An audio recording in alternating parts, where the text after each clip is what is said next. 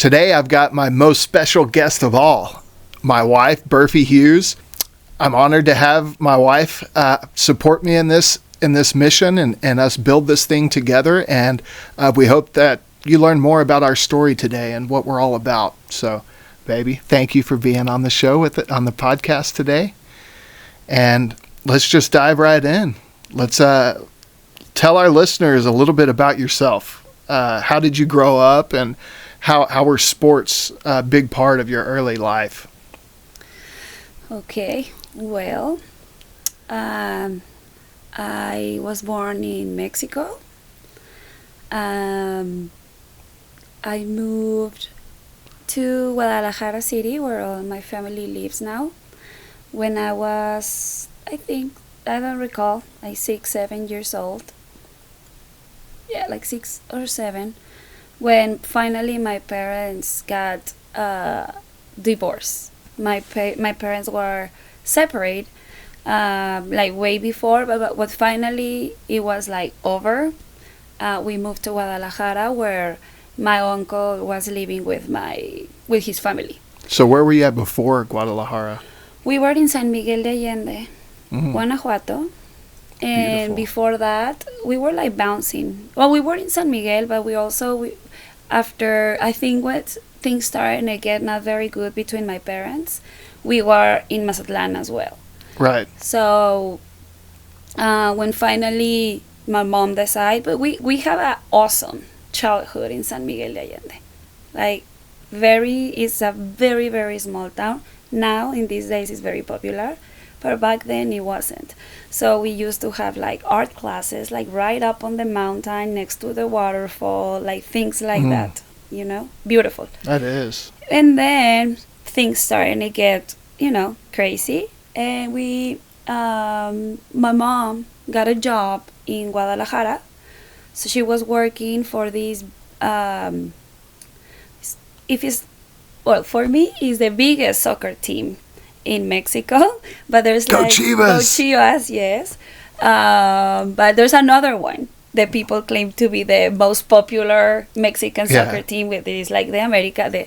We're not gonna even talk about that. So she worked for years for this Mexican team, Chivas Rayadas of Guadalajara, and when we moved there, well, we were just the three of us, and my sister, I have a sister, that she's 1 year and 3 months younger than me, and my mom and I. My mom, like I mentioned, she was working at Chivas at the soccer team, like company, on the, how you call it?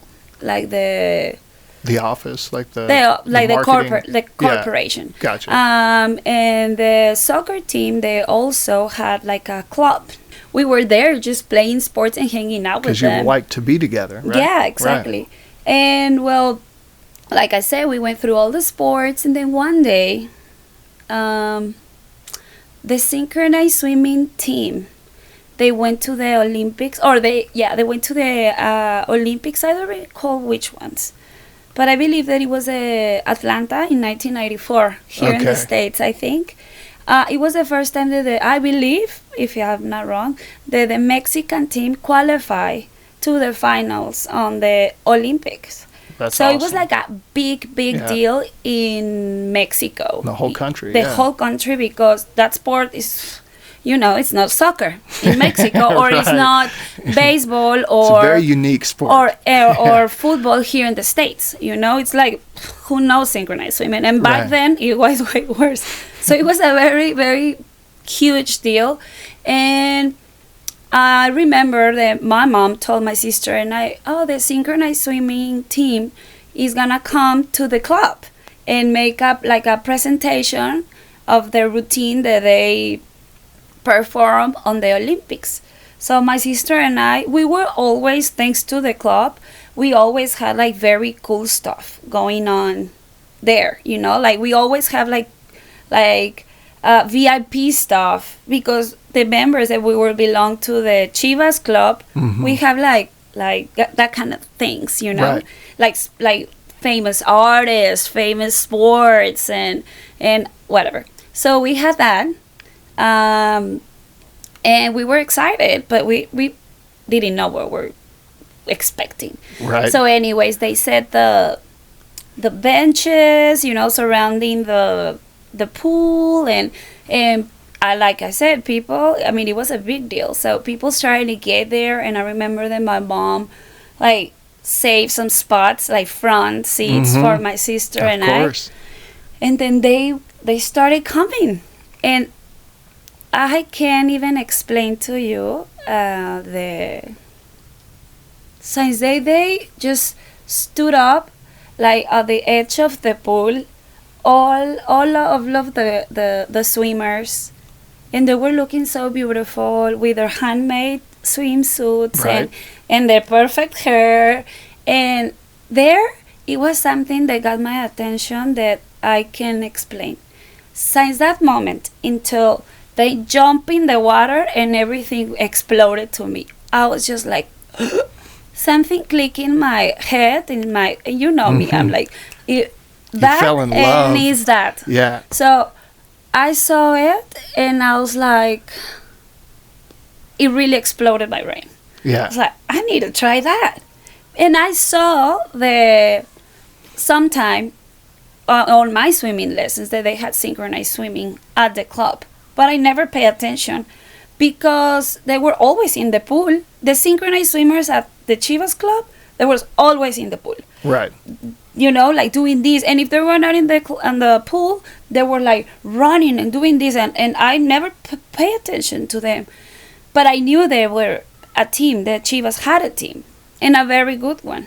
Right. So when I saw the Mexican team, I told my mom, right when they finished the performance, I told my mom, I want to do that, and she was like, okay, let me talk to the sports coordinator and see how he said that you can start to actually, knowing and training, Right. and we can go and meet the coach and see, I was like, okay.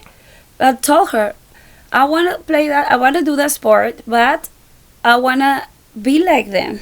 I want to be on the Right. Mexican team. Hey, my mommy was like, yeah, cool. So the next Tuesday, Right. I was already practicing synchronized swimming. So it was like my tryout. Right. And then the coach told me, okay, you can come. You're going to start the first month for Tuesday and Thursday. The following month, they moved me to the group of Monday, Wednesday, Friday. And the following month, I was already practicing with a group that it was going to the States, to the state championship. Well, to the competition to qualify to be on the state swim team. Right. That's what you call it? Yeah? Exactly. You have a team for the state, and then eventually you have a team for the entire country. Yeah, but in Jalisco, where is Guadalajara State, Right. They had just two teams, Chivas Uh-huh. and Atlas. Atlas is another very popular soccer team. So the rivalry, how is it, Rivals. Yeah. is just not was in soccer in Guadalajara. It was also in synchronized swimming. It's a big rivalry for every sport. Yeah. Yes. Because of the soccer thing. Exactly. Right. So I was able to be part of the Chivas team to Right. compete to belong to the state team and Right. then go to the nationals. It teaches you a lot of life lessons. way right? more. You learned, obviously, discipline, hard work. When you work hard, there's rewards in that. And, I mean, I can clearly see that your experience with synchronized swimming taught you those life lessons, right? I mean, Yeah. that was a big part of your upbringing, for sure. But I want to say a thank you to my uncle Jano, Yes. because without him, without his feedback or his opinion about me, because when I was qualified to belong to the Mexican team, to be part of, my mom said no, because the condition it was that I needed to move to Mexico City. To be on the national To be team. on the national team. Right. To be together, to train together, Of to course. live together. Right. And my mom was like, of course not. Right. You're a girl, you're like barely or about to be 15 years old, I don't remember. in Mexico City, we all know, like, back then it wasn't, I mean, it was It's a still huge city. big back Yeah. then, dangerous, Right. not as today, but it was still very dangerous, still big, still Right. Mexico City, you know? But my uncle, Jano, you know him, Yes. how he is too. So thank you. He's a good encourager, for Thank sure. you. I love you. But let's talk about after the synchronized swimming. Where did your interest take you from there? And When like, where did you go? Like, you wrapped up your synchronized swimming career at about what age? 20. 20. So you retire from being a world-class athlete at 20 years old. What happens next? I was able to do what I wanted to do, and it was belong to the Mexican team. I was in competitions in world championships and this and that. I won gold medals in very important tournaments. Like, I think I achieved Yeah. very good things, Right. But Berphy wanted to achieve also another things in life, not just, I didn't made it all the way to the Olympics, which I was already on my way, Almost there. almost there, but But God had something else for you. I don't think it was like me just giving up, Yeah. Of course. No, it was just like But being. you were wise enough to see that God had another thing for you. Well, of course, at that age, I didn't see it that way. Right. But I took that as a sign, and I was Right. like, perfect. Thank you, thank you, thank you. I'm going home. So I went to the last World Championship in Canada. I came back to Mexico City, and I remember that 2 days I packed all my stuff, Yeah. and I came back Went home. back to Guadalajara. Yes. And then I wanted to go to college, and I was like, okay, well, I'm going to try and study what my mom is, and she's a Marketing. marketing Like consultant, I guess. yeah, you could say. marketing person and branding, and she develops branding and all that. So I was like, her job always been so cool to me, Right. and especially because she was around sports. So I was like, I can do like sport things and whatever. Right. But then I started to go to college to do that, and I was between that and studying medicine, being a doctor. Right. And I was like, and I was like, maybe my mom can open a little door for me if I If you go that if I route. go that way. Yeah. So I took that route, and the first semester, no, Yeah. that wasn't for me. I didn't like it. I started the class of world financial whatever. yeah. Forget Not your about cup it. of tea. No. I didn't drop off that class. I dropped off the whole thing. Yeah. I was like, bye. No I was mas. like, Mom, I'm so sorry. Yeah. I'm sorry that you're wasting your money. I don't want you to waste more money. I'm not Right. here. And she told me, that's fine. But this is the first and the last time that you do that. So next thing that you pick, you're going to finish it. And if you don't finish it, you're going to work to pay everything that I'm being invested in you. Yep. So, that hurt because I know the effort that my mom puts to Right, of give us course. the life that we had and the schools, because we went to very good schools Yeah. and all that. So I was like, "Ooh, okay."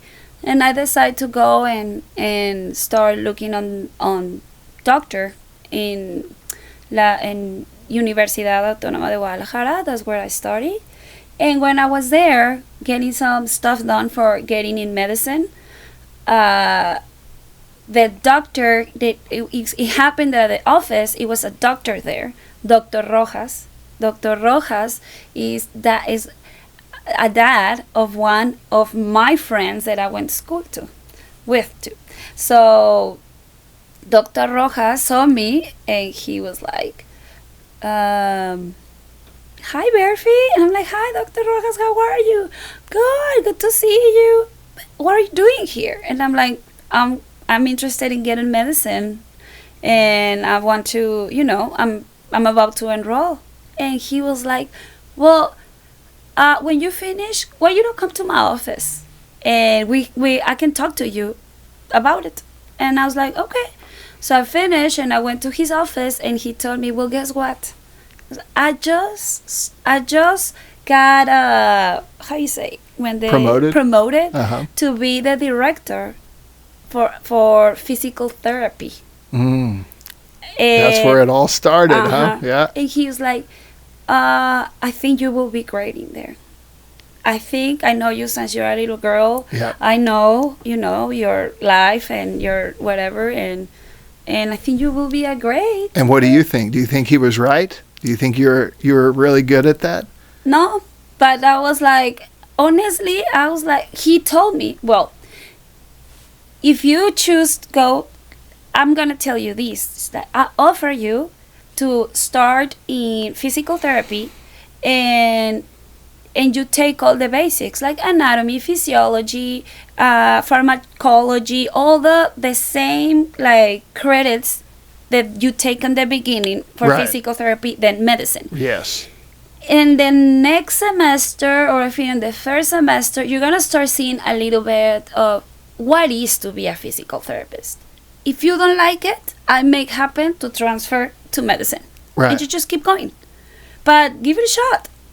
So how the way I guess he presented, and he was a well-known doctor, but also he was like my friend's dad, that he know me, it kind of make an impact on my decision, to be honest. Right, yeah. And I say, go, let's be a physical therapist then. And I'm going to give it a shot. But I was determined to be a doctor.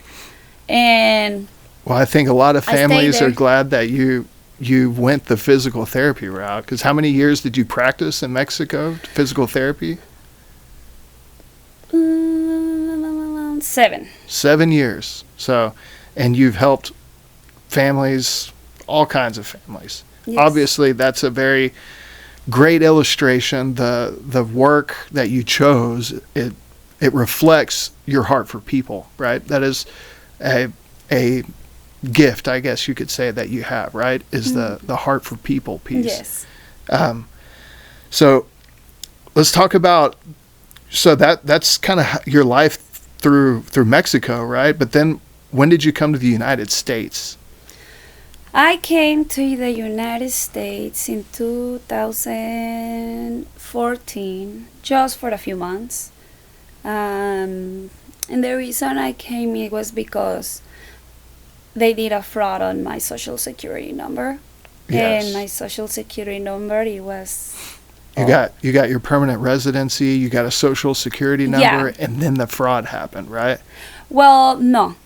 I got my permanent residence when my dad gave it to me in 2006. Right. But I have never before that, live here or anything. I got it because my daddy was a citizen. Gotcha. He's a citizen. Yes. So he gave the permanent residence to me and to my sister. Right. And then my mom and all of her family, like my uncles and everyone, we came to San Antonio for vacation. Right. And I was like, I know that my dad, that he's like, I know that he opened an account so my credit score can start building up. Right. And I was like, I'm going to go to the bank and apply for a $500 credit card while I'm here on vacation and spend it. Right. And I'll just pay it off, Right. Well, I got there and the banker said no. She told me, I just suggest you to just pull out your credit report and you're going to figure it out what's going on. And you're only probably 20, or how old are you at that time? You're still young. You're like, what's going on here? Yeah, I was very young. I was 20 something. You didn't really know everything there is to know about all of this stuff, and they tell you that. I'm sure it's got to be a feeling like, well, but she my gosh. She didn't tell me. She just told me, pull out your credit report. That's all I can tell you. Yeah. So, okay, I didn't pay attention to that. I keep shopping.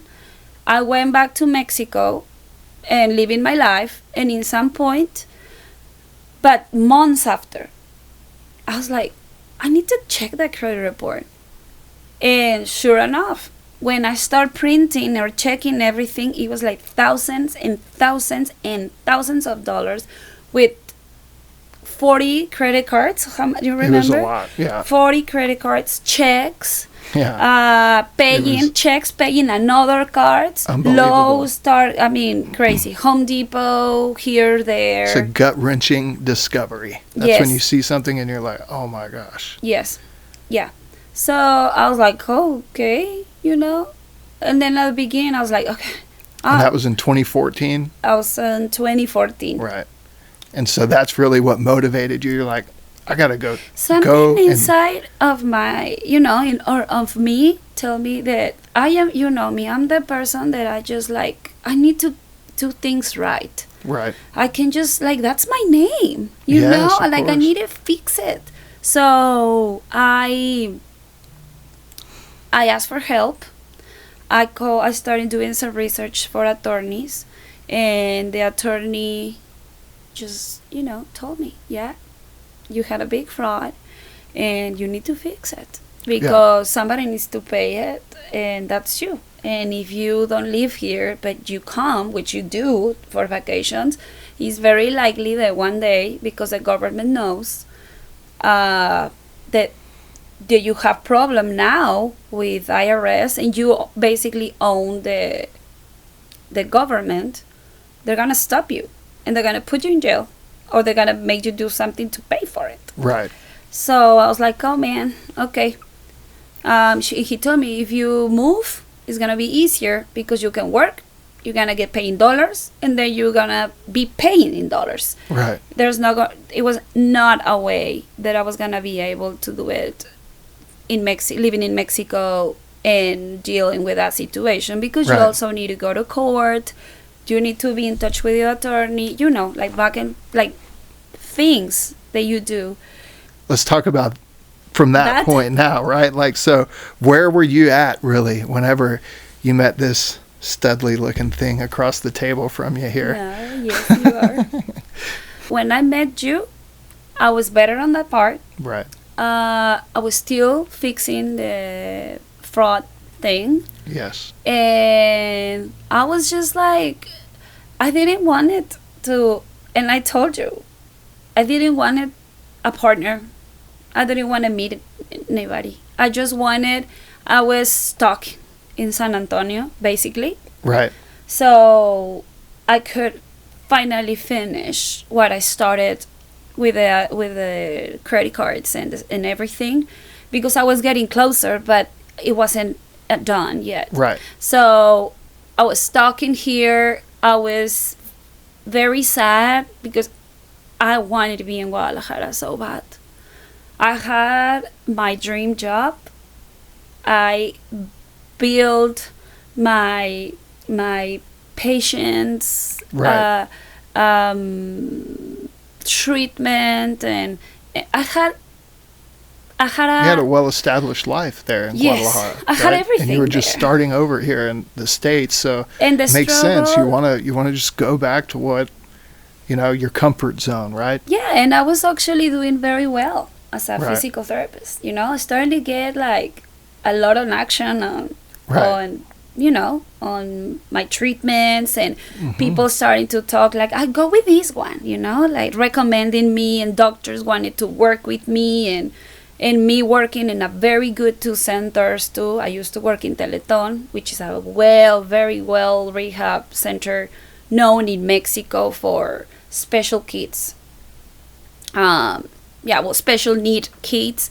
And another one that is Juntos por un Caminar, that is like basically the same, but in the smaller version. And I was doing well. And then my private patients. Right. But it wasn't enough. I wasn't making enough money. I was making enough money in Mexican pesos to pay everything here in dollars. Yeah. But it wasn't enough to actually, keep living a life. Right. So I was like, okay, I'm just going to go back, keep working, finish this, and I take off. But then I was stuck in here, and I didn't have friends because I focused my life in working out and work and travel. I did travel a lot. When I came back, I did travel a lot. Now That's I travel. Yes, I travel a lot. I went to Asia. Well, I already. It was good for your process of moving over, starting a new chapter, and discovery, kind of a discovery time, Yeah. right? So one day, I was just sad. Sad, sad, sad.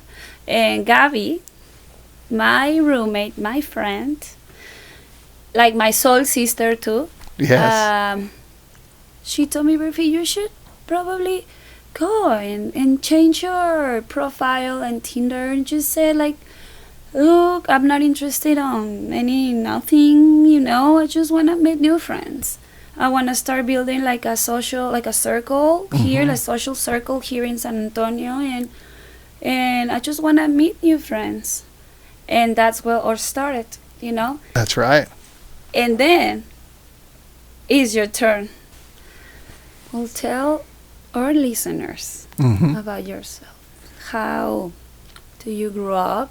Mm-hmm. We and everybody around here knows that you were very into sports. So tell us, how was your childhood, Yeah, where you were of course. born, and when did you move to Bulverde? Yes.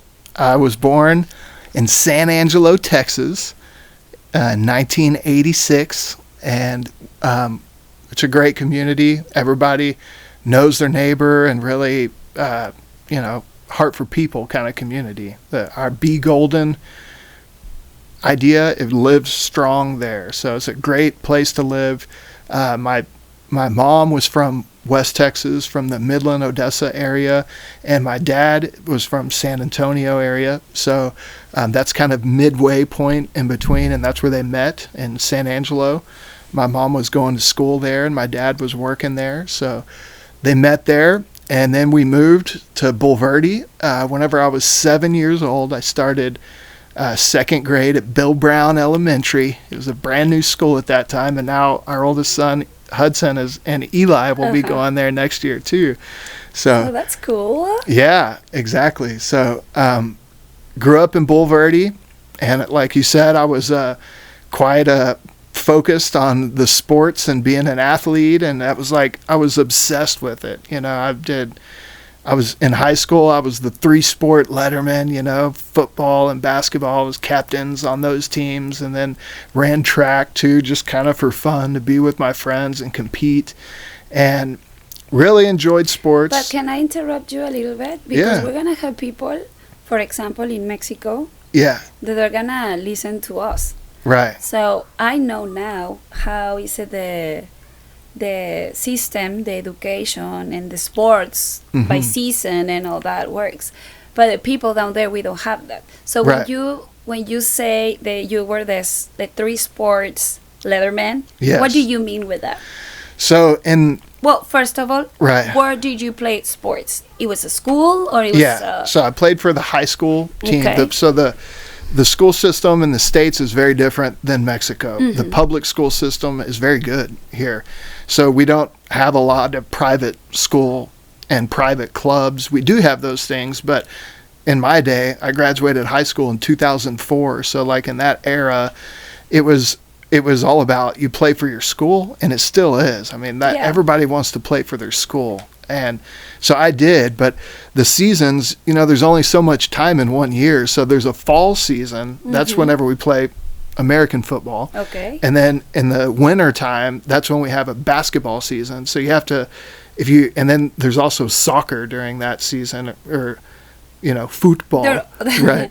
There are other sports that you can pick, but you pick. You have to pick 3 basically, because there's 3 different seasons. Okay. And it's really difficult to try and do 2 at the same time. Maybe you could do track and baseball, but that's in the spring. But anyway, so the fall I did football, the winter season I did basketball, and then in the spring I ran track and field. Okay.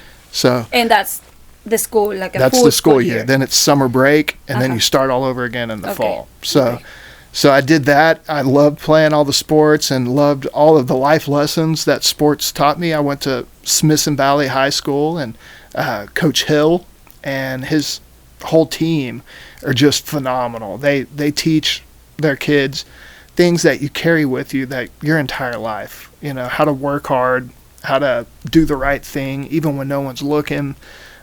Self-discipline, is something I definitely learned from that experience. I started to play music with my cousins. My mom's oldest brother's boys, and they taught me how to play guitar, and kind of took me under their wing and helped me learn how to play music and write music. So we started writing songs together.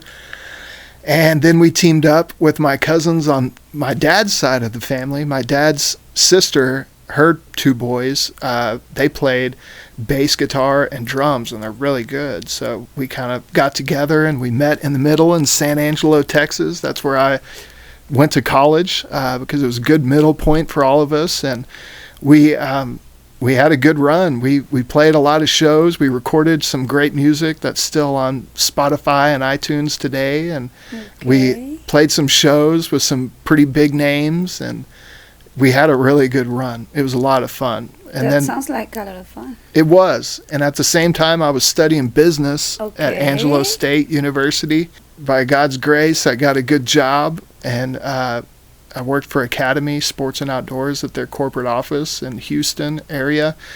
Loved that. So after you graduated, you moved to Houston? Yeah, I graduated with my business degree, moved to Houston, lived there for several years, about 4 or 5 years. So I know that I need to ask you this question. Like, what stage in life were you when you met Berphy? Yeah, that's where what had just happened in my life is I had lost my dad really unexpectedly, and before that the divorce, and it was like some really tough stuff. I was in a dark space. I was working through all of that, but that's whenever my cousins really helped me get back out there and get the dating app. And did you really wanted to do it? Or I think not? I was really turned off at the idea of like having to start all over again. Yeah. You know, it just seemed like a lot to me. I definitely wanted to start living again and start having fun and, and enjoying life. I definitely wanted that. But the whole idea of like having to start over and, invest years into something and hope it works out kind of thing was like, I didn't know if I was wanting that or if I was just wanting to, try and start living again. It worked out. We both could tell that we're both very passionate people about what we do, and we had a lot of fun. And from that point on, we didn't look back. Things moved along, and we got married in 2019, and we had our son Eli, and then we had our daughter Blake. And but in the middle of all of that, things kind of got crazy. After Eli was born, that's whenever I was diagnosed with advanced stage kidney cancer, and our lives were rocked, and we went through all kinds of turmoil. But it was like a double punch, no? Because we just got locked with the pandemic. Yeah, exactly. So the pandemic happened in March, and then I was diagnosed like 8 weeks later. Uh-huh. Like 2 months. And then I was thrown into a surgery right away, and then I was in cancer centers here in San Antonio and Houston at MD Anderson, and spent a lot of time in isolation by myself because you couldn't even be there. No. The pandemic law restrictions were in place, and couldn't have visitors. And I went to MD Anderson, had another big surgery there, spent a lot of time just all by myself. And that was the time when the Be Golden idea, our slogan for United Party is Be Golden, because during that time, whenever I was real isolated, I was watching a lot of news and just seeing it was a really strained social climate, so much hate back and forth between, especially politically, there was so much hate going on. But at the same time, we were witnessing firsthand a very diverse community, people from very different walks of life. They all pulled together to help me and my family through some really awful circumstances. So that's whenever we started to make the idea, or we started to recognize how it was their commitment to the golden rule. Mm-hmm. They're treating us the way that they would want to be treated in our situation. That is what made the unity possible. That is what made this diverse group of people be able to pull together and do something great. And you know what? I want to highlight something. In that when people over here starting to help us and doing everything, Right. we were still in this place on stage on the pandemic where gatherings, they were still not very allowed. We had to wait for that. But you know what? Right. If you think when Blake was born and when we came back from she was Chicago. 3 weeks, Yeah. you had your surgery in Chicago, and then we came back, well, the restrictions, the COVID restrictions, they were very, very, strict still. Yeah. And do you remember on the event, on your benefit, nobody was focusing on COVID, Yeah. on wearing a mask, Right. which we all, every single person that he helped setting up or cooking or playing or blah blah blah, Right. they were so focused on get it together for you, for our family, Right. that COVID and everything that the whole world is being just traumatized by, Right. got in second, like Exactly. people don't even think about The focus It shifted was to let's just serve to each help other. these Like let's help others. each other. Exactly. Right. So that's exactly what I want to highlight. Yes. The when you want to do good and with good intentions and with love, coming with love, like everything else, nobody got sick. Right. And Yeah. and everything worked out. There's something to that. There was a lot of fear going on, but in the end, we rose above it. The whole theme of that benefit was faith over fear, and it was very alive for sure in that moment. But that, to your point, that was really when we started to get this idea. Yes, and right after. and so we wrote the book in the summer of 2023. So just to kind of summarize, You wrote them. yeah. The cancer battle started in 2020, and ultimately I've been through, we're in right now the summer of 2024, so 4 years later I've been through 5 major surgeries, and I've been through all kinds of different treatments. And we went in the summer of 2023, we went to Mexico, and I received a cutting edge new cancer treatment there. That's in clinical trials here in the United States, but I didn't have the type of cancer that it was approved for in clinical trials. So that scientist, the doctor who got that clinical trial started here in the States, he had also opened a clinic in Mexico where you could go receive compassionate care. And so that's what we elected to do, because the way the treatment works, it works on any kind of solid tumor. So we went down there and received treatment, and Berphy went with me, and we got to spend some really good quality time. And we spent a lot of time in prayer, kind of the wise man type prayer, not so much together, but praying separately to God and asking for guidance and direction. And both of us came together and talked about what we were getting, and we felt just like God was stirring our hearts to start something, build something that would give back. So we published the book, Be Golden, where we make the argument that Be Golden,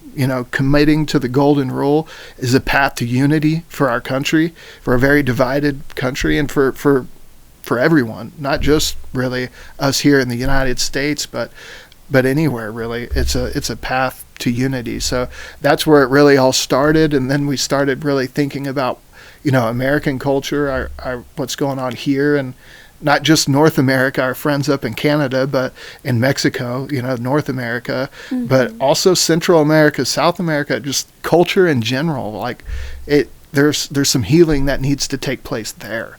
And so that's where United Party really started to come together, as we felt called to create some good, wholesome content that would strengthen the family unit and really start healing the culture of our country through, morality, treating other people the way you want to be treated, and virtue, committing to a greater cause, is really where all of that started to take shape, was in Mexico. And so that's really how it all started. And now here we are now. We'll be launching this thing June 30th, 2024.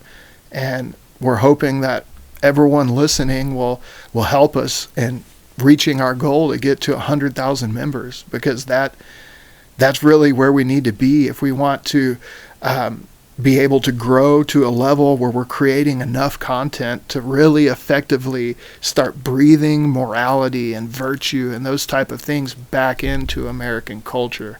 So it's been quite a journey. It is. But I think that, it's all about answering the call. And we felt like we were called to start something that would give back. And we're on board 100%. We are. It's not been easy. Yes. It's not been easy. What would you say is your most proud thing that we're doing with United Party? How we're trying to create positive change? What would you say is your favorite element? I think if